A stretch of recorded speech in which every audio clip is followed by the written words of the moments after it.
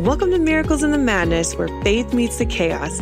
I'm your host, Ashton Kiever, and together we'll explore stories, Bible truths, and encouragement for women living in the beautiful, messy life God has called them to. Each week, we'll dive into real-life testimonies, practical encouragement, and Bible insights to help you walk faithfully through the everyday madness. Come join me.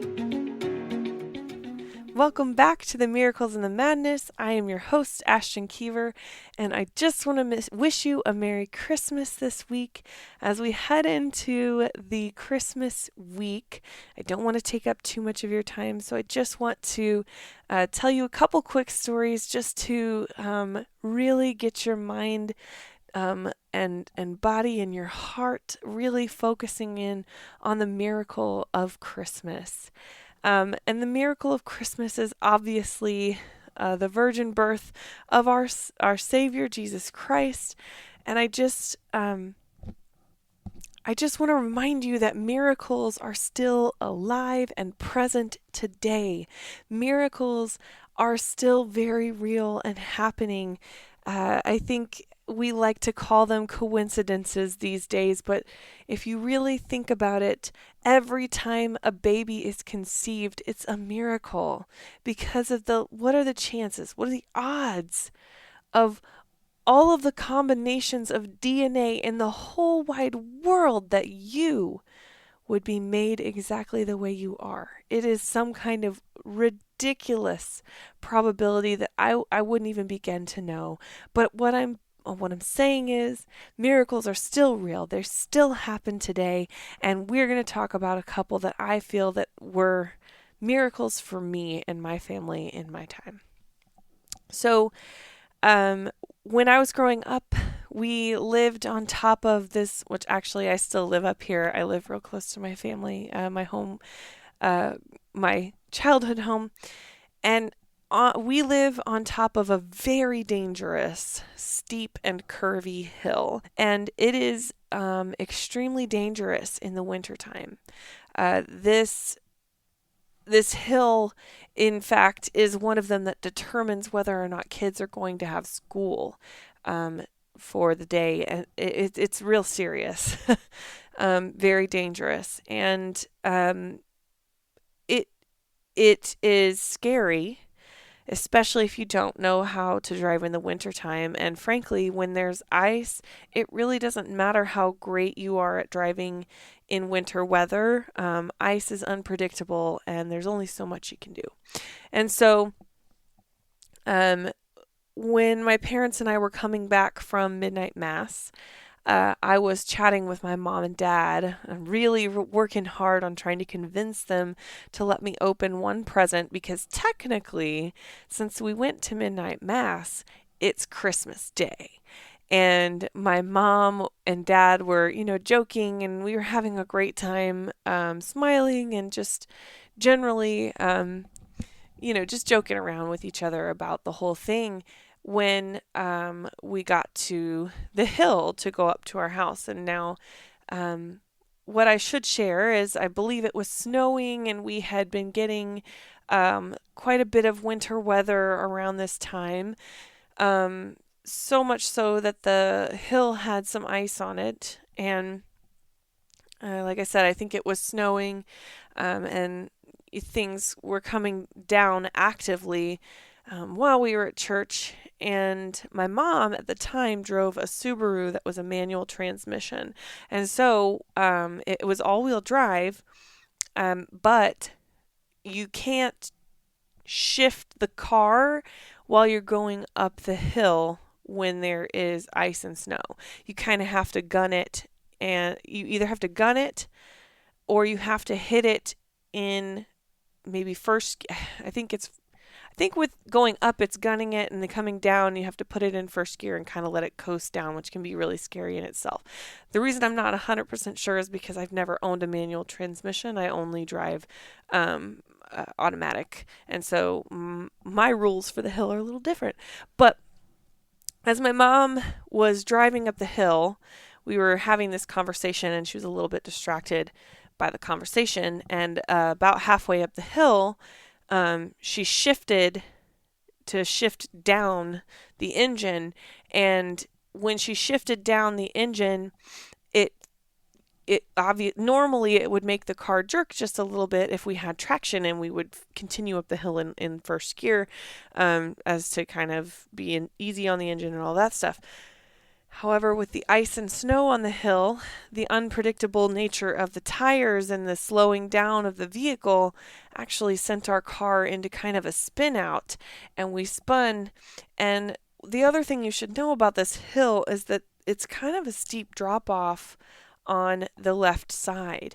And as we were going up, we started to spin out and almost went off the left side of the hill. What really saved us, so first of all, that was the first part of the miracle, that we didn't go sailing off the side of the hill, because Mom wasn't going slow, because she was intentionally going up the hill with speed to try to make it all the way up the hill. The part about the shifting in the middle is something that we normally did, or that she normally had to do in the summertime. And so, sometimes your body just gets on autopilot. And so she had quite a bit of speed when all of this happened. We got thrown towards the edge of the hill, and one tire, just the driver's side tire, went off. The rest was still on the hill, and the really incredible thing about it is that I think we were stuck in maybe a snowdrift or something from when they graded the hill before. I don't really have that clear of a memory of it. It was, gosh, I would have been maybe 9 years old, I think, maybe 8 or 9. And so I remember sitting in my Christmas dress in the back of the car, and I was suddenly very scared and not really thinking about present opening. I know that it was at least far enough into my life that my mom had a cell phone. I imagine it was back when she had the big old brick phone, the Nokia brick, right? That I think she used to call one of our neighbors. One thing about us is we live with a lot of farmers around with tractors and trucks and things. And we had another neighbor that had started to come up the hill behind us in an all-wheel drive vehicle. And I think, if I recall, they tried to pull us out. And in trying to pull us out, they actually got stuck at the bottom of the hill as well. And I don't remember the whole thing. I'm certain we had to have been on the side of that hill for an hour or an hour and a half. But at my age when this all happened, an hour, 10 minutes felt like an hour, right? But when our neighbor finally showed up, I remember having to walk up half of the hill or more in my I had those like little I think they were like Mary Jane's kind of shoes, the little shiny black shoes that you wear with the little socks with the frilly lace around, or the fluffy tulle around the ankle. That was my outfit. And so I was shivering the whole time I walked up the hill, and I got in our neighbor's truck. And I remember he brought my mom and I home. I think my dad stayed with the car he was going to try to get it out a little bit. And he wasn't successful, but our neighbor brought us all home, and it became a problem for Christmas Day. But I remember when we got home just thinking how lucky we were that nothing more serious happened. And I think I fell walking up the hill, so the most I came away with only a couple skint up knees and tears in my little tights. And again, that wasn't even from the car nearly going off the edge of the hill. It was something completely, it was just me trying to walk up the hill in my little kid shoes. But it was such a miracle that we were all safe and sound and warm, and nobody got hurt, and our neighbor heard his phone ring in the middle of the night and was able to make it to us to help us get home. And it was just, to me, there was nothing about it could have been a coincidence. it all happened so miraculously to keep us safe. So I do remember when we got home, Mom, we sat down, we were sitting downstairs by our tree for a little while, because at that point it was kind of like letting the adrenaline come down. We were finally home and safe. The things that I'm not telling you because it's just not worth mentioning is because I wasn't there. Once our neighbor showed up, my parents were worried about me being cold or frostbitten, so they told me to go sit in the truck. That's when I started the trek up the hill. But there was a significant amount of time where my family was trying to get the car out, like off of the hill. And they didn't have any luck. But as a child, I remember the first go my mom gave it at trying to get the car off or back onto the hill, actually made it worse, and it like teetered a little more off the edge, and it was so scary. And I just remember freaking out for every bit of the time that this was all going on because my parents were still trying to get the car. So when we got home, it was just about hot chocolate, warming up our bodies, and just sort of trying to let go of the shock and adrenaline that was in our system. And I remember I must have finally come out of the shock because I asked my mom, "So can I open a present or not?" And I remember my mom was just like, "Oh, I can't even tell you no at this point. You've been through a lot today." So she picked out a present for me to open, and it was just, it's funny to think about how that all ended up, but it was definitely really scary, and I'm thankful every day that God kept my family safe during that time. Another miracle that I think about during the Christmas season happened fairly recently. So, a couple years ago, when my youngest was born, she was born literally 1 hour after Thanksgiving ended. And so basically, she was born right at the top of the season of sickness, right? And with a couple siblings older than her in daycare and in preschool, it was going to be pretty difficult to completely shield her from all of the ailments and illnesses.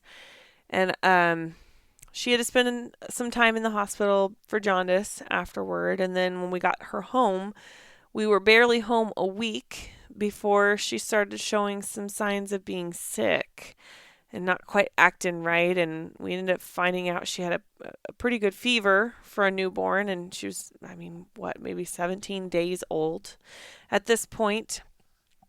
And so we took her to the hospital, and she ended up having RSV.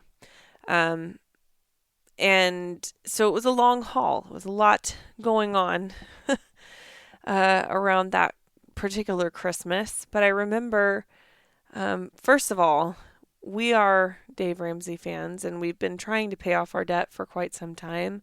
You probably could call us Dave-ish. We're not trying to be Dave-ish, but we also have a few kids, and just not.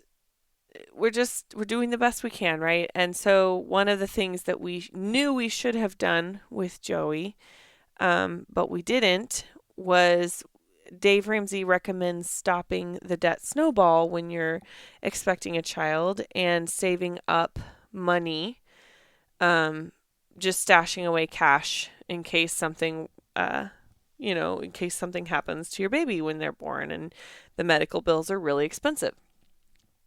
Well, for some reason, I was like, Psh, it's going to be fine. We've paid for 2 babies without saving anything up before. I don't know why we had to worry about it this time. And it's just like, well, I don't know who you think you are, Ashton, but that was my thought process. And I was wrong for many reasons, but I remember sitting in the hospital with Joey thinking, I don't know how we're going to afford to pay for these bills. I don't know how we're going to be able to afford to pay for Christmas I I don't at this point I don't know what's going on, and depending on how my baby does, I don't know how long we're going to be in the hospital. We ended up being in the hospital for a few days. She was on IV fluids for a couple days because that was the only way to really keep her nourished or keep her hydrated, I should say. I believe they were giving her IV antibiotics because when your newborn comes up with a fever, they basically have to treat it like it's spinal meningitis just in case it is spinal meningitis.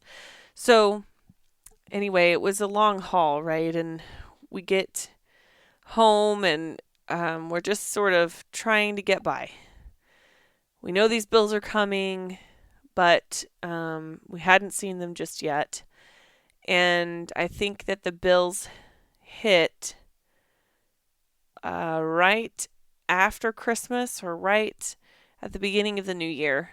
But in this time, when we knew we were struggling a little bit, but we didn't want to ask too much for help. We knew God would take care of us, right?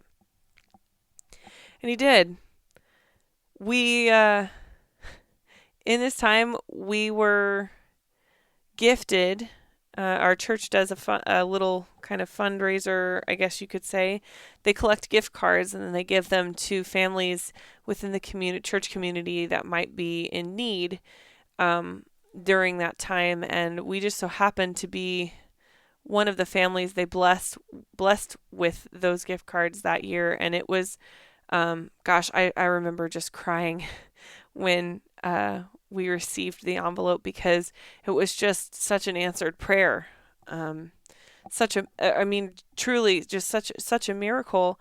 But but outside of that, that was what gave us assurance in the moment, right? It felt like God saying, "Look, I'm going to take care of you. Just trust me to take care of you." They were all gift cards, so it wasn't something we could use to pay for our medical bills. But it was something that could help us maybe offset grocery bills so that we could save money for those things, right? Well, that year we had asked for money to pay off debt for Christmas. And for Christmas, we received from pretty much every one of our parents a significant amount of money to pay off debt. And it just so happened that all of the money that we received from Christmas, between that and like Zach got a bonus from one of his jobs or a couple of his jobs, and I might have even gotten a raise at work. Like it was just it was just one of those, everything worked out so that we ended up having just enough money to pay the bills that came in from the hospital. And it was just incredible. I mean, of course, we were sort of disappointed that we weren't able to pay off our student debt or whatever the debt that we were working on our snowball, but it made it so that these medical bills didn't add to our debt. So it was just a huge blessing. And I don't even know if the people who gave us money that year for Christmas realized that they were part of God's giant blessing on our family to make sure that we could afford to just we could find peace in our finances, knowing that we didn't have these giant medical bills to pay off. So those are just a couple examples of some miracles that I can think of from the Christmas season. And so I just encourage you, as you're going through this week, to look for those little moments that would be really easy to write off as coincidence. That really, it's a miracle how it all panned out and how it all worked out. I just encourage you to keep your eye out and keep praying for God to show up in your life in an unexpected way, because what I know about God is he's not shy, and he's pretty cool. So you'll see him show up in the ways you least expect it. I hope that you have the most wonderful Christmas with your family, and I will talk with you next week as we gear up for a whole new year. Don't forget to keep looking for those miracles in the madness. Thank you for listening to Miracles in the Madness. I hope today's episode encouraged you and reminded you that even in the chaos, God is faithful. If you enjoyed this episode, be sure to subscribe, leave a review, and share it with a friend who might need encouragement. You can also visit my blog at ashtonkiever.com for more stories, scripture, and resources to help you walk in faith every single day.